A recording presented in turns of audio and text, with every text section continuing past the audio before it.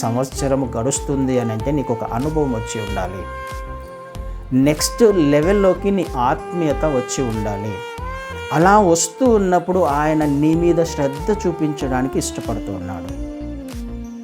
ఇంకా ఐగుప్తులోనే ఉన్నట్లయితే కనానులోకి రాలేవు కదా.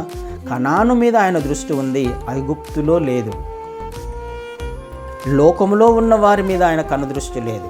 లోక ఆలోచనలు కలిగిన వారి మీద, బంధకాలలో ఉన్న వారి మీద, ఆ ప్రాంతంలో ఆయన కనుదృష్టి ఉంచుతానని చెప్పట్లా.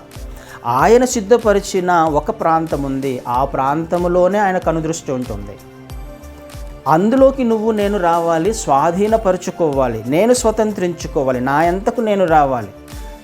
ఆయన నేర్పిస్తున్నప్పుడు నేర్చుకొని గ్రహించే ప్రయత్నం చేస్తూ, సబ్జెక్ట్ ఫెయిల్ అవుతున్నానా, అర్థం కావట్లేదా, ఎక్కడ నేను బలహీనంగా ఉన్నానో, నా మాట ఇంకా సరి చేసుకోలేదో, నా ఆలోచనలు సరి చేసుకోలేదో, నా ప్రవర్తన సరి చేసుకోలేదో, ఎక్కడ తప్పిపోయానో, ఈ విషయాలను గ్రహించిన వాడవై, గ్రహించిన దానవై ఉన్నట్లయితే గడిచిన సంవత్సరము వెంటనే ఆయన కనుదృష్టి ఉన్న ప్రాంతంలోకి నువ్వు నేను మనమే రావాలి, స్వాధీనపరుచుకోవాలి వచ్చి.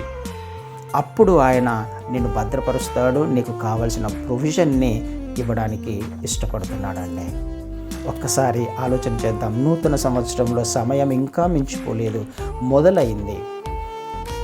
మొదటి దినము నుండి కూడా నీ జీవితంలో నువ్వు ఎప్పుడైతే ఆత్మీయునిగా, ఆత్మీయురాలిగా ఎంటర్ అయ్యావో ఆ మొదటి దినము నుంచి నీ చివరి దినము వరకు కూడా, సంవత్సరాది మొదలుకొని సంవత్సరాంతము వరకు, అంటే నీ జీవితంలో మొదటి దినము నుండి చివరి దినము వరకు కూడా ఆయన నీకు తోడుగా ఉండడానికి ఇష్టపడుతున్నాడు, భద్రపరచడానికి, ప్రొటెక్ట్ చేయడానికి, ప్రొవిజన్ ఇవ్వడానికి.